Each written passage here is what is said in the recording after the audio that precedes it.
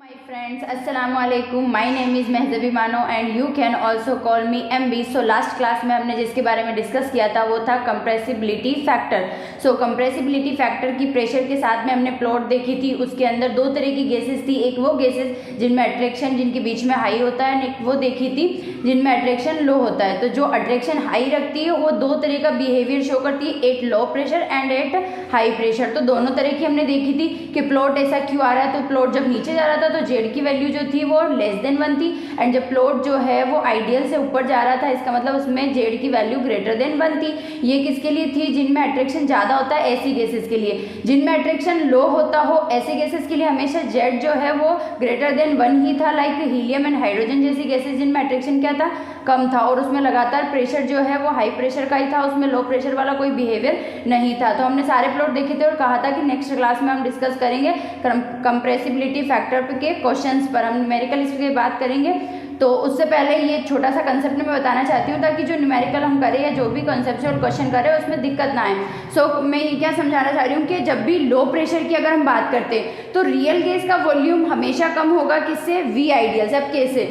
मैं बात कर रही हूँ लो प्रेशर की और वी आइडियल कम बता रही हूँ वी रियल से. सॉरी, वी आइडियल ज़्यादा है वी रियल से. पहली बात तो ये कि वी रियल की बात करें, रियल गैस कभी भी केटीजी को फॉलो नहीं करती. जब केटीजी को फॉलो नहीं करती तो इसका मतलब इसमें अट्रैक्शन भी होगा, रिपल्शन भी होगा. केटीजी कहता नहीं होता, रियल गैस में दोनों है यानी केटीजी को फॉलो नहीं करी तो यानी इसमें अट्रैक्शन रिपल्शन होगा. जब लो प्रेशर होगा तब क्या होगा कि जो वॉल्यूम है वो आइडियल का ज़्यादा होगा. रीज़न क्या है? उसमें कोई अट्रैक्शन नहीं है, कोई रिपल्शन नहीं है. गैस जितनी चाहे उतनी फैल सकती है क्योंकि कोई अट्रैक्शन उनके बीच में है नहीं. तो जितनी चाहे उतनी फैल सकती है. तो वी आइडियल क्या होगा? ज़्यादा वी रियल से. क्यों? क्योंकि वी रियल केटीजी को फॉलो नहीं कर रही यानी उसके बीच में मॉलिक्यूल्स के बीच में क्या है? अट्रैक्शन. और जब अट्रैक्शन मॉलिक्यूल्स के बीच में है और लो प्रेशर यानी उनके बीच में उनको कोई प्रेशर नहीं लगा रहे बाहर से कि वो एक दूसरे को अट्रैक्ट कर ले, ऐसा कुछ नहीं है. अट्रैक्शन लग रहा है फुल. रीज़न क्योंकि उनके ऊपर लो प्रेशर है. लो प्रेशर की बात कर रहे हैं यानी हमारे पास में एक वेसल ये है, एक प्रेशर, ये दोनों वेसल हो गए. इस पे जो प्रेशर लगा रहे हैं कम वाला वही इस पे भी लगा रहे हैं. इसमें आइडियल गैस है और इसमें क्या है हमारे पास में? रियल गैस है. राइट, इस पे भी प्रेशर, इस पे वही प्रेशर. अब आइडियल गैस वाली जो है हमारे पास में उसके अंदर हमें क्या देखना है कि प्रेशर बिल्कुल कम है यानी ना के बराबर अगर प्रेशर माने तो प्रेशर लग ही नहीं रहा है और आइडियल गैस के मॉलिक्यूल्स इधर से उधर घूम रहे हैं. अब जब केटीजी को फॉलो करती है आइडियल गैस तो केटीजी कहता है अट्रैक्शन नहीं है इनके बीच में और ऊपर से प्रेशर भी इतना कम लग रहा है, अट्रैक्शन भी इनके बीच में नहीं है.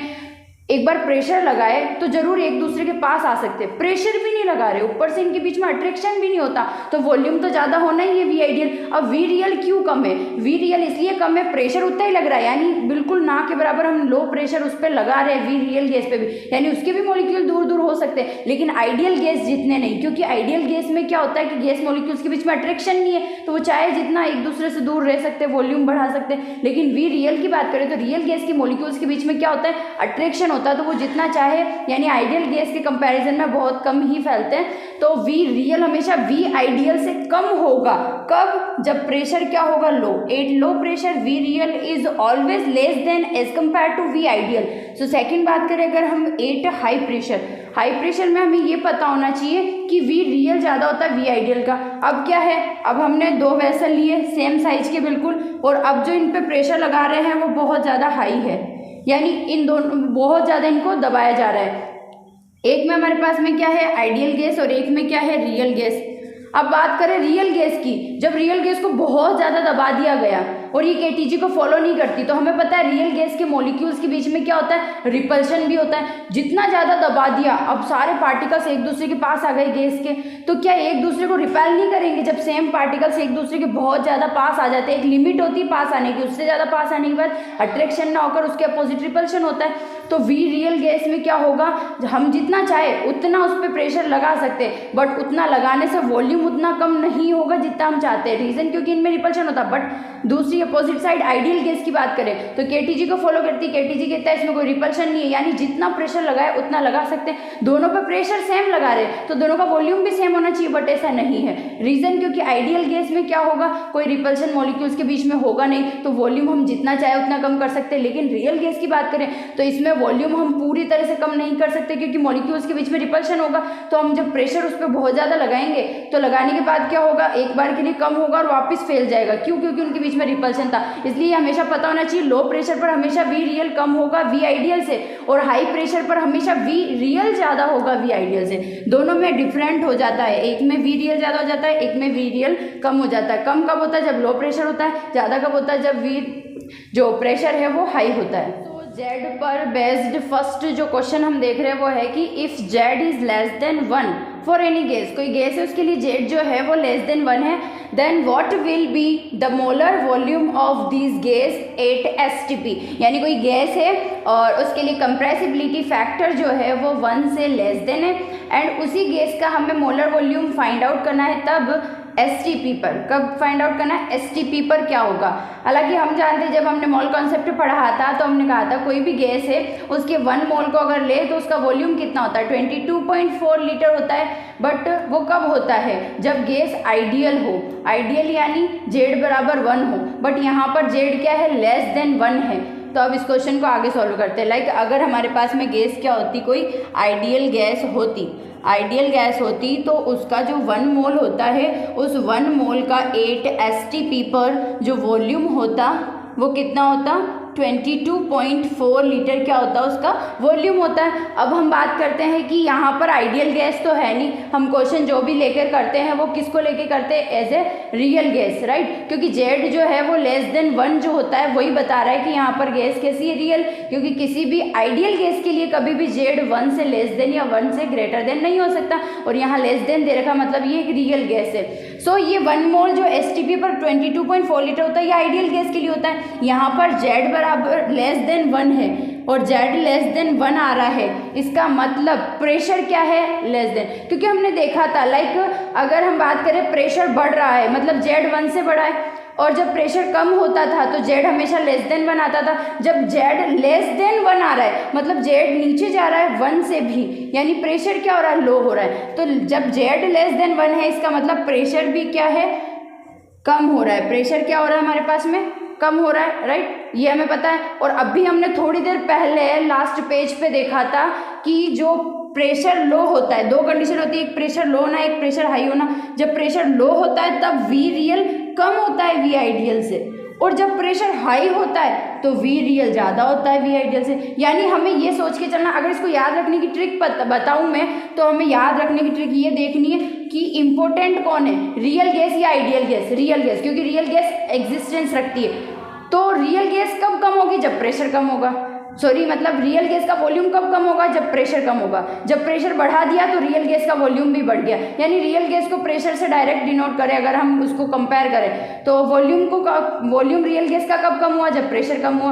वॉल्यूम रियल गैस का कब बढ़ गया? जब प्रेशर बढ़ा, राइट? सो उससे हम कंपेयर कर सकते हैं। बाकी इसको अच्छे से डिटेल में अभी लास्ट पेज पे समझाया भी था कि क्यों वी रियल कम है और यहाँ पर वी रियल ज़्यादा है, लो प्रेशर पर क्यों कम और हाई प्रेशर पर क्यों ज़्यादा, मैंने अच्छे से बताया। हम तो इस क्वेश्चन की बात करते हैं ज़्यादा लेट ना करके कि यहाँ पर जो गैस है वो रियल गैस है और उसके लिए हमें बोला है जेड जो है वो लेस देन 1 है। लेस देन 1 क्या बताता है कि प्रेशर कम क्या बताता है? वी रियल वी आइडियल से कम। वी आइडियल कितना होता है? 22.4, तो उससे कम, यानी ऑप्शन क्या होगा? 22.4 से कम। आंसर का हो जाएगा सेकेंड ऑप्शन हो जाएगा। समझ में आ रहा है ना? यानी वी आइडियल जो होगा, लेस देन 1 जेड दिया है, क्या बता रहा है लेस देन 1 जेड? कि प्लॉट नीचे जा रहा है, 1 से नीचे जा रहा है। नीचे जाना मतलब कि वो जो प्रेशर है वो लो हो रहा है, राइट? हमने कल प्लॉट देखे थे उसमें लेस देन 1 आना क्या मतलब बताएगा कि प्रेशर लो हो रहा है। और अभी लास्ट पेज पे हमने देखा प्रेशर लो होना मतलब वी रियल वी आइडियल से कम होगा, और वी आइडियल हमें पता है 1 मोल एसटीपी पर क्या होता है? वी आइडियल 22.4, तो उससे कम होगा। यानी 22.4 तो आइडियल का है, उससे कम हमारे पास में क्या हो जाएगा? वी रियल का, किसी भी गैस का इस कंडीशन पर क्या हो जाएगा? मोलर वॉल्यूम हो जाएगा। कब? एसटीपी पर। एसटीपी होना कितना चाहिए था? इतना, बट होगा नहीं। रीजन क्योंकि आइडियल गैस नहीं है, इसको देख के पता चलता है रियल गैस है। तो इतना ना होकर के 1 मोल होने के बाद भी, एसटीपी होने के बाद भी इतना ना होकर इससे कम होगा। रीजन ये आइडियल गैस नहीं है, रियल गैस है। सो जेड पर बेस्ड ही नेक्स्ट क्वेश्चन हमारे पास में क्या है? Which will be correct option. ये 4 ऑप्शन हमारे पास में है और चारों में से बताना है कि हमारे पास में करेक्ट ऑप्शन कौन सा होगा, राइट? सो फर्स्ट ऑप्शन ये है कि क्या compressibility factor is equal to PV upon NRT होता है। और else Z is also equal to V real upon V ideal. And third option की both first and also second. And fourth है कि नन ऑफ दीज, इनमें से कोई भी ऑप्शन करेक्ट नहीं है। क्या फोर्थ होगा? थर्ड होगा कि बोथ है, एंड फर्स्ट होगा या सेकेंड होगा, राइट। तो हम अगर बात करें तो इसमें कोई भी मिस्टेक तो है नहीं। ये तो हमने स्टार्टिंग की थी तब बताया था कि जेड का formula P V upon NRT होता है, तो ये तो करेक्ट है। अब हमें अगर ये पता चल जाए कि क्या ये भी करेक्ट, क्योंकि ये तो हो नहीं सकता, जब पता चल गया ये करेक्ट है तो ये हो नहीं सकता, क्योंकि नन ऑफ दिस का मतलब इसमें से कुछ भी नहीं हम कह सकते, मतलब इसमें से कुछ भी करेक्ट नहीं, जबकि ये तो करेक्ट दिख ही रहा है हमें। लेकिन क्या यही करेक्ट है? अगला ऑप्शन सेकंड भी देख ले, हो सकता है फिर ये करेक्ट हो जाए कि दोनों ही करेक्ट है। अगर नहीं होगा तो फर्स्ट को करना ही है। अब मुझे ये बताइए कि मैं बोल रही हूँ कि जब प्रेशर लो होता है तो वी रियल कम होता है वी आइडियल से, और जब प्रेशर हाई होता है तो वी रियल ग्रेटर देन होता है वी आइडियल से। हमने कहा जब प्रेशर लो होता है तो जेड लेस देन 1 होता है, प्रेशर ज़्यादा होता है तो जेड ग्रेटर देन क्या होता है? 1 होता है। तो क्या प्रेशर को देखकर हम जेड नहीं पता लगा पा रहे? प्रेशर लो तो जेड लो, प्रेशर हाई तो जेड हाई। अब प्रेशर लो किससे पता चल रहा है कि प्रेशर लो कब होगा? जब वी रियल जो है अपॉन वी आइडियल जो हो। अब तुम बताओ यहाँ पर वी रियल क्या है? कम, और वी आइडियल क्या है? ज़्यादा। जब ज़्यादा का कम में जब हम डिवाइड करेंगे तो क्या होगा? कोई लेस देन वैल्यू आएगी, यानी 1। अगर दोनों क्या होते बराबर तो 1 आता, लेकिन अब क्या आएगी? 1 में से 1 नहीं आकर कुछ पॉइंट्स में वैल्यू आएगी। अब जब पॉइंट्स में वैल्यू आएगी हमारे पास में तो क्या होगा? जो वैल्यू आएगी वो क्या होगी? लेस देन 1 होगी। तो वो लेस देन 1 ये भी तो बता रहा है लो प्रेशर डायरेक्ट, यानी लो प्रेशर जेड जो है वो ये बताएगा। लो प्रेशर का मतलब क्या होता है कि जेड लेस देन 1 है, राइट। ये लो प्रेशर बता रहा है, लेकिन लो प्रेशर जेड देन 1 कैसे बता सकता है कि जेड लेस देन 1 है? तो वो ये ऐसे बता सकता है कि जब वी रियल कम है और वी आइडियल ज़्यादा है तो लेस देन 1 आ रहा है। वही अगर सेकंड की बात करें तो V real upon V ideal की बात करें, वी रियल अब यहाँ क्या है? ज़्यादा, और वी रियल वो आइडियल क्या है? कम। कम का ज़्यादा हम देते तो ज़्यादा ही आता है, यानी वो जो वैल्यू आएगी वो ग्रेटर देन 1 ही आएगी। तो हमें पता किससे चल रहा है? यानी इससे। यानी अगर ये भी हम फॉर्मूला बता दें तो जेड बताएगा, साफ साफ दिख रहा है। अगर V real upon V ideal less than 1 आता है, आ गया। यानी जेड हम यहाँ से निकाल पा रहे हैं, इससे भी इजीली निकाल पा रहे हैं। Z less than 1, Z greater than 1 कब होगा? जब लेस देन 1 होगा तो वी रियल कम होगा, जब ग्रेटर देन 1 होगा तो वी रियल ज़्यादा होगा। वी रियल ज़्यादा होना बताता प्रेशर ज़्यादा है, वी रियल कम होना बताता प्रेशर कम है। तो ये सब पता चल रहा है, यानी ये फॉर्मूला करेक्ट नहीं है। क्या है? वी रियल अगर ज़्यादा हो गया यानी प्रेशर ज़्यादा यानी जेड क्या है? ग्रेटर देन 1 है। वी रियल कम यानी प्रेशर कम यानी जेड क्या है? ग्रेटर लेस देन 1 है। तो यानी ये फॉर्मूला भी करेक्ट है जेड का। इससे भी हम जेड का पता लगा सकते हैं, जेड 1 होगा, ग्रेटर देन 1 होगा या लेस देन 1 होगा। इससे तो पता लगाते हैं, इससे भी पता लगा सकते हैं। ये फॉर्मूला में इसलिए यहाँ बाद में कराया, इससे पहले ये कॉन्सेप्ट जरूर पहले पेज पे समझाया था कि आगे जाके दिक्कत ना आए अपनों को। जेड को हम पी से पता करते हैं और पी को हम इनसे पता करते हैं। समझ में आ रही है बात? सो ये दोनों ऑप्शन सही होंगे, इसलिए थर्ड ऑप्शन सही होगा कि both first and second both are correct option. So अभी हमने क्या देखा, मतलब जब कंप्रेसिबिलिटी फैक्टर की हम बात कर रहे थे तो स्टार्टिंग से अभी जो 2 क्लास, जैसे इस क्लास में और लास्ट क्लास में हमने लगातार जेड के बारे में बात की है, और उसमें ये कहा है कि आइडियल गैस के लिए तो Z is equal to 1, but अगर रियल गैस है तो उसमें 2 कंडीशंस बनती है। अगर हाई अट्रैक्शन वाली गैसेज है तो वो 2 तरह के बिहेवियर शो करती है। लो प्रेशर पर Z less than 1 and high pressure पर जेड ग्रेटर देन 1 होता है। और जो हीलियम, हाइड्रोजन जैसी लो अट्रैक्शन वाली गैसेज होती है उनके लिए एक कंडीशन होती है, वो है हाई प्रेशर। लेकिन अगर हमसे ये पूछ लिया जाए कि हमें कुछ एग्जैक्ट वैल्यू दे दी जाए कि ये गैस है, इसके लिए टेम्परेचर ये है, इसके लिए आर ये है, इसके मोल ये है, इसके ये है, तो ये सब कुछ चीज़ें, इसका ए ये है, इसका बी कांस्टेंट ये है, इसकी सबकी वैल्यू दे करके फिर ये पूछे, हमें ये नहीं बताना कि जेड लेस देन 1 है या जेड ग्रेटर देन 1 है, हमें एग्जैक्ट वैल्यू बतानी जेड की वैल्यू क्या है रियल गैस के लिए। अगर लेस देन 1 है तो क्या 0.98 है, क्या 0.88 है, वो निकालनी है। या फिर हम कह रहे हैं ग्रेटर देन 1 है तो क्या 1.2 है, 1.5 है, क्या है 2 है, तो वो चीज़ हमें बतानी है, राइट। तो उसके लिए फॉर्मूले हमारे पास में होने चाहिए कि जो फॉर्मूला ऐसा हो कि उसमें जो जो काम आ रहे हैं वो सब क्वेश्चन में गिवन हो और हम जेड निकाल के बता सके कि रियल में ग्रेटर देन 1 है तो कितना है और लेस देन 1 है तो कितना है, राइट। तो वो फॉर्मूले हम देख रहे हैं। एक तो लो प्रेशर, जब लो प्रेशर पे देखेंगे तो किसके लिए आएगा, CH4 और CO2 जैसी गैसेस के लिए। और एक आता है हमारे पास में हाई प्रेशर पर CO2 CH4 के लिए भी आएगा और हाइड्रोजन हीलियम के लिए भी आएगा, क्योंकि है तो दोनों हाई प्रेशर सेम ही। तो हम दोनों के लिए फॉर्मूले देख लेते हैं कि लो प्रेशर पर जब जेड फाइंड आउट किया जाता है तो उसका फॉर्मूला क्या है, और हाई प्रेशर पर जब जेड फाइंड आउट किया जाता है उसका फॉर्मूला क्या है, राइट। तो अगर हम बात करें लो प्रेशर की तो वो ओनली फॉर किसके लिए होता है, CH4 and CO2, like CO2 और CH4 जैसी गैसेस जो होती है। तो इसको ऐसे ढंग से लिख दे कि gases like CH4 and CO2 और CH4 जैसी गैसेस जो होती है उनके लिए एट लो प्रेशर की अगर हम बात करें, जब हमें क्या फाइंड आउट करना हो, जेड की वैल्यू फाइंड आउट करनी हो, तो उसके लिए फॉर्मूला क्या होगा। हमें पता है कि जो वॉन डेर वाल इक्वेशन होती है वो क्या होती है, प्रेशर में कंसंट्रेशन का स्क्वायर यानी Na²/V² और साथ में कांस्टेंट A, ये हो गया। V की बात करें तो V माइनस NB और बराबर क्या हो गया, nRT। ये वॉन डेर वाल इक्वेशन है। अगर हम जो भी गैस ले रहे हैं CH4 CO2 या इसकी जैसी हाई अट्रैक्शन वाली गैस, अमोनिया ले रहे हैं, SO2 ले रहे हैं, Cl2 ले रहे हैं, तो वो गैस ले रहे हैं और हम उसका मोल क्या कर रहे हैं, 1 कंसिडर कर रहे हैं, तब इस क्वेश्चन में क्या होगा, 1 जहाँ भी आना चाहिए वो हटा देंगे। तो ये क्या हो जाएगा, P प्लस क्या हो जाएगा, A/V² हो गया।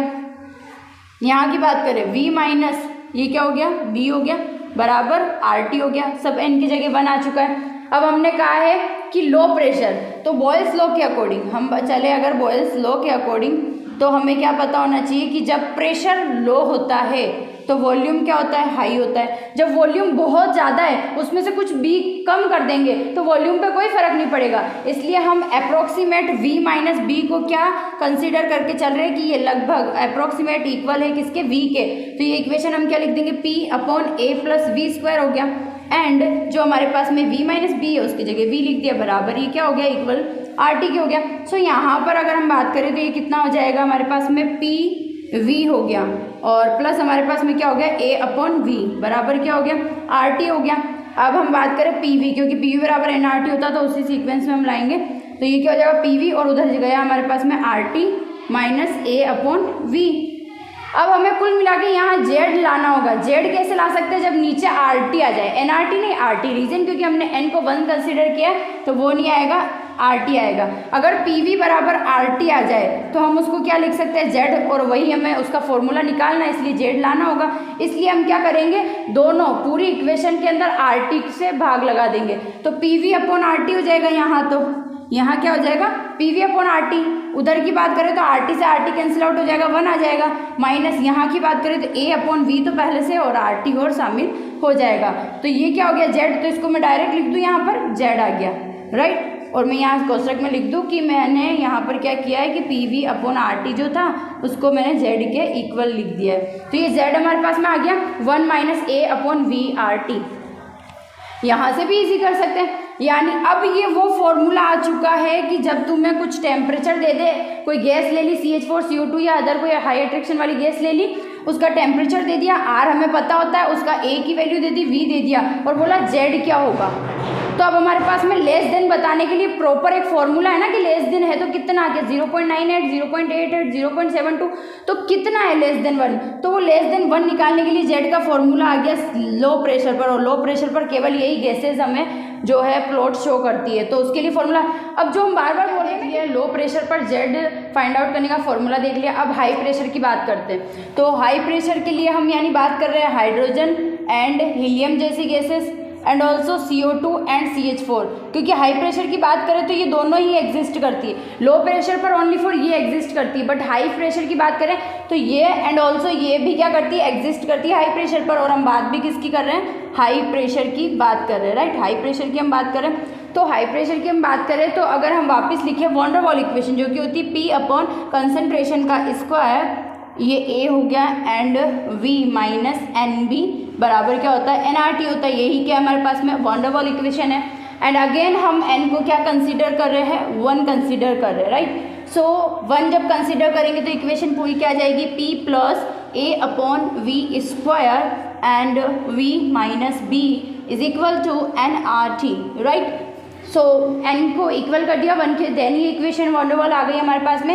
अब हमने बोला है कि हम किस पे फाइंड आउट कर रहे हैं, hydrogen and helium and also CO2 और CH4 के लिए हाई प्रेशर पर। जब प्रेशर हमारे पास में बहुत ज़्यादा है, बहुत ही हाई है, तो हमारे पास में जब प्रेशर बहुत ज़्यादा है उसमें कोई छोटी सी वैल्यू जोड़ देंगे, लाइक 1000 के अंदर 1 जोड़ने से 1001 होता है, तो उससे कोई फ़र्क नहीं पड़ता, यानी 1 जोड़ा उसको नेगलेक्ट भी कर सकते हैं। इसलिए यहाँ पर हम जो P plus A upon V square जो है उसको अप्रॉक्सीमेट इक्वल कर सकते हैं किसके, P के। सो ये हमारे पास में इक्वेशन बन जाएगी P V minus B is equal to NRT, right. So ये हो जाएगा PV minus PB is equal to, sorry N नहीं आएगा, N इक्वल टू 1 है। सो ये RT हो गया। एंड यहाँ पर अगर हम देखें तो हमें क्या चाहिए, PV चाहिए, इसलिए PB को उधर भेज देंगे तो क्या हो जाएगा RT प्लस PB। एंड हमें Z चाहिए, हमें चाहिए कि PV अपॉन RT बराबर Z हो जाए, ताकि हमें फॉर्मूला उसका चाहिए, इसलिए तो RT से भाग देंगे तो यहाँ पर तो क्या आ जाएगा, यहाँ पर भी RT का भाग दिया, इस पूरे में RT का भाग दे दिया, तो क्या हो जाएगा, ये तो Z हो जाएगा, RT से RT कैंसिल आउट हो जाएगा 1 प्लस ये क्या हो जाएगा PB अपॉन RT। तो ये फॉर्मूला आ गया कि जब प्रेशर हाई हो तब hydrogen helium and CH4 CO2 जैसी गैसेस के लिए Z कैसे फाइंड आउट करते हैं, उसके लिए क्या आ गया हमारे पास में फॉर्मूला आ चुका है। अगर प्रेशर ज़्यादा होगा, हम कहते हैं ना कि प्रेशर ज़्यादा होने पर क्या होता है, Z की वैल्यू ग्रेटर देन 1 होती है।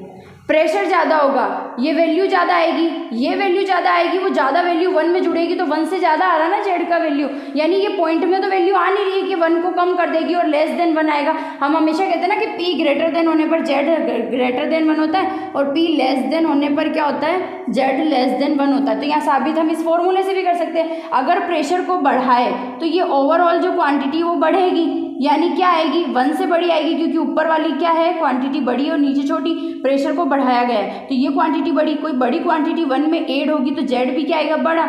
अब प्रेशर को कम कर दे, नीचे ज़्यादा ऊपर कम, पॉइंट्स में वैल्यू आएगी, वो पॉइंट्स जुड़कर इसको क्या करेंगे, लेस देन 1 कर देंगे, तो Z क्या आएगा, लेस देन 1, यानी P कम करने पर लेस देन 1 आ रहा Z, P बढ़ाने पर Z ग्रेटर देन 1 आ रहा। इस फॉर्मूले से भी कर सकते, उस फॉर्मूले से भी कर सकते थे, तो फॉर्मूले से भी कर सकते, और ये फॉर्मूले रियलिटी हमने इसलिए निकाले इनसे, ताकि जब पूछा जाए कि लेस देन 1 है तो कितना है, ग्रेटर देन 1 है तो कितना है, तो उसके लिए फॉर्मूला, या हो सकता है फॉर्मूला ही पूछ ले, बाकी क्योंकि नीट में इतना नहीं पूछते कि Z वो ग्रेटर देन 1 है तो कितना है, लेस देन 1 है, आज तक नहीं आया क्वेश्चन, बट फॉर्मूला ही पूछ ले, एटलीस्ट हमें पता तो होना चाहिए, जब हम Z के बारे में पढ़ रहे हैं तो एटलीस्ट इसके बारे में सब कुछ पता तो होना चाहिए, इसलिए मैंने दोनों फॉर्मूले करवाया।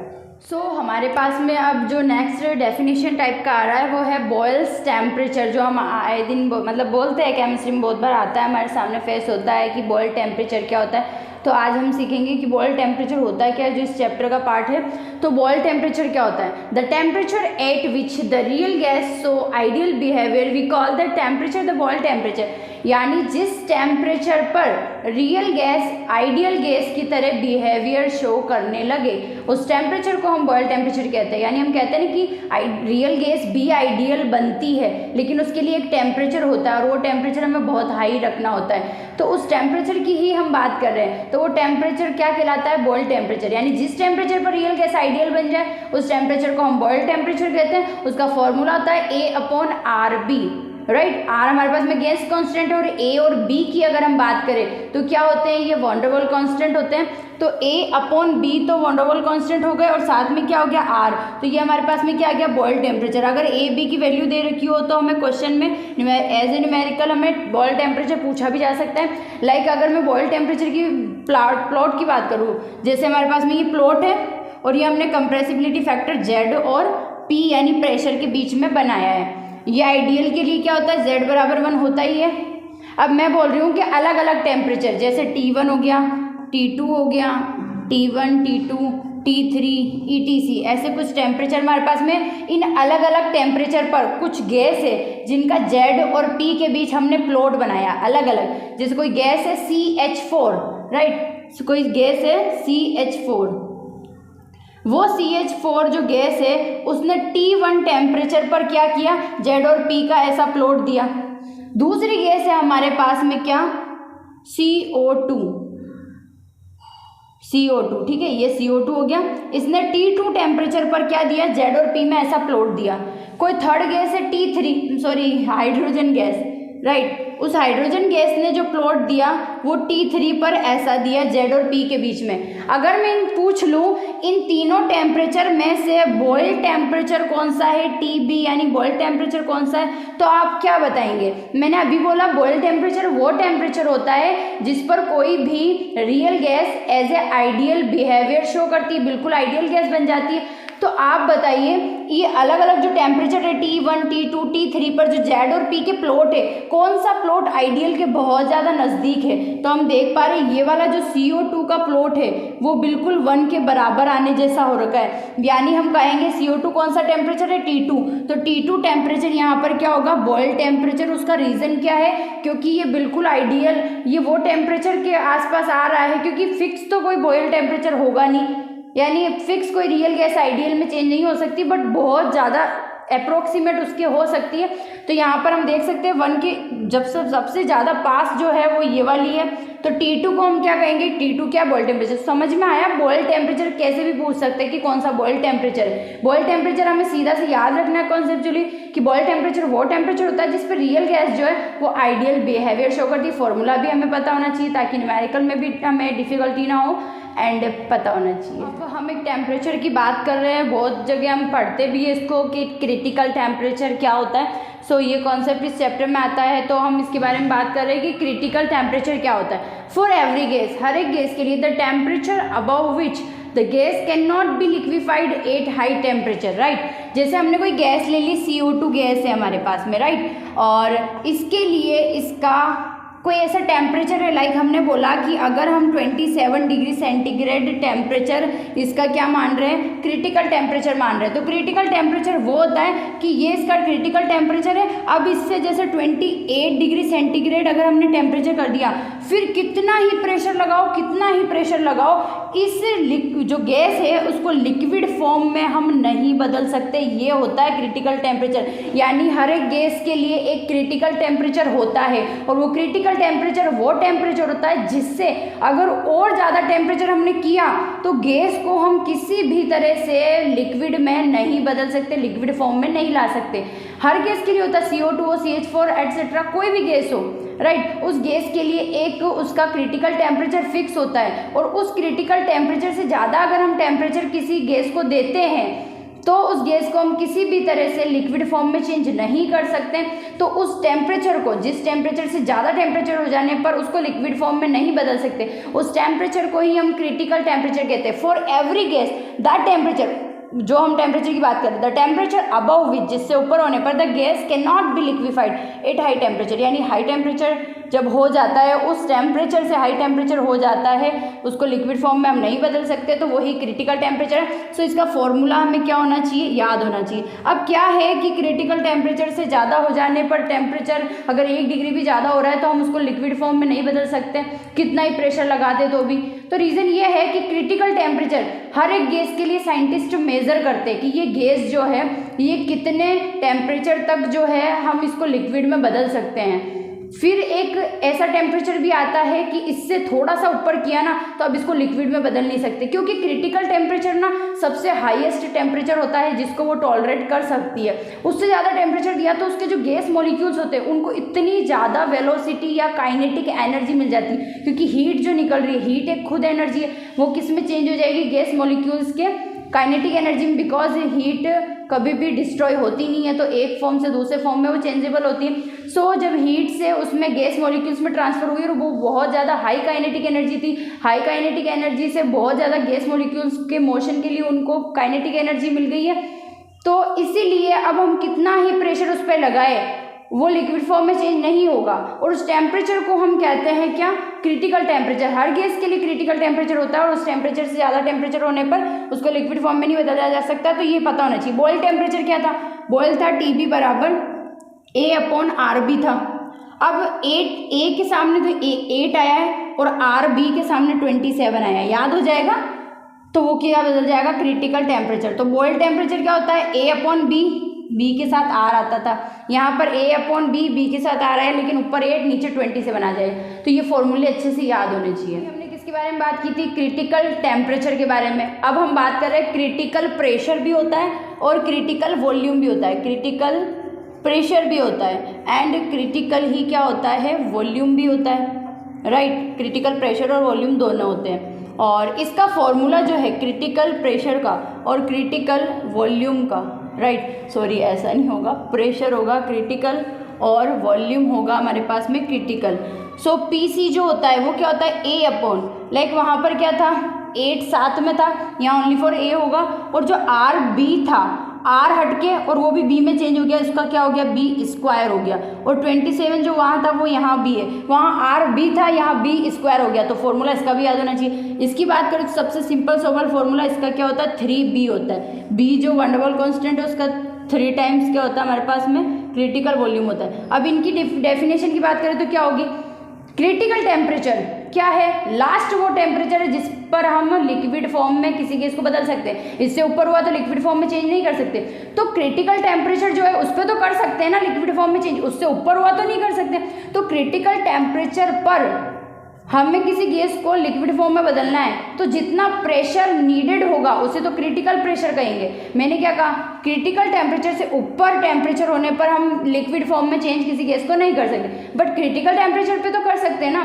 तो वो क्रिटिकल टेम्परेचर जो है, उस क्रिटिकल टेम्परेचर पर जब गैस को हमें लिक्विड फॉर्म में चेंज करना है तो उस पर जो प्रेशर हमें ज़रूरी है उसके लिए कि कितना प्रेशर हम एक्सर्ट करें कि वो लिक्विड फॉर्म में चेंज हो, तो उस प्रेशर को हम कहेंगे क्या, क्रिटिकल प्रेशर। और उसके लिए जो वॉल्यूम जो होता है, यानी क्रिटिकल टेम्परेचर और क्रिटिकल वॉल्यूम लगाने पर, sorry critical temperature and critical pressure exert करने पर जो गैस का वॉल्यूम हमें चाहिए कि इतनी गैस पर इतना क्रिटिकल टेम्परेचर, इतना क्रिटिकल प्रेशर लगाना है, तो वॉल्यूम इतना होना चाहिए गैस का जिसको हमें लिक्विड में बदलना है। तो वो गैस का वॉल्यूम भी फिक्स होता है, तो उसे हम क्या कहते हैं, क्रिटिकल वॉल्यूम। क्रिटिकल टेम्परेचर तो वो है जिससे ऊपर होने पर लिक्विड में नहीं बदल सकते, क्रिटिकल टेम्परेचर पे तो बदल ही सकते हैं। अब क्रिटिकल टेम्परेचर पर जब बदल सकते हैं तो बदलने के लिए जो प्रेशर चाहिए वो क्रिटिकल प्रेशर, और गैस का जितना वॉल्यूम होना चाहिए वो critical volume. Critical volume 3b होता है। क्रिटिकल प्रेशर की बात करें तो A/27 b² होता है। एंड बॉयल्स की बात करें टेम्परेचर तो वो A/RB होता है। और उसी में A के आगे 8 आ जाए और RB के आगे 27 आ जाए तो वो क्रिटिकल टेम्परेचर हो जाएगा। तो ये सब हमें पता होना चाहिए, राइट। पता है कि क्रिटिकल टेम्परेचर से ऊपर टेम्परेचर होने पर किसी गैस को लिक्विड फॉर्म में बदल नहीं सकते। इसका क्या मतलब है, इसका मतलब है कि अब वो गैस ही रहेगी। अगर उसका टेम्परेचर क्रिटिकल टेम्परेचर से ऊपर चला गया तो अब वो गैस ही रहेगी, लिक्विड में चेंज हो ही नहीं सकती। यानी अब वो गैस क्या है, परमानेंट गैस हो चुकी है, बिल्कुल स्टेबल, स्थायी, यानी परमानेंट गैस हो चुकी है। इसलिए हमें ये नोट पता होना चाहिए कि जब टेम्परेचर ज़्यादा हो किससे, क्रिटिकल टेम्परेचर से, तब जो गैस होती है उस गैस को हम क्या कहते हैं, परमानेंट गैस कहते हैं, राइट। सो ये हमें पता होना चाहिए कि जब टेम्परेचर क्रिटिकल टेम्परेचर से ग्रेटर देन होता है, जब क्रिटिकल टेम्परेचर से ज़्यादा कर दिया, अब वो चाह के भी लिक्विड में नहीं बदल सकती, अब वो गैस परमानेंट गैस हो चुकी है। तो परमानेंट गैस किसको कहते हैं, वो गैस जिसका टेम्परेचर क्रिटिकल टेम्परेचर से ऊपर निकल जाए उसे हम परमानेंट गैस कहते हैं।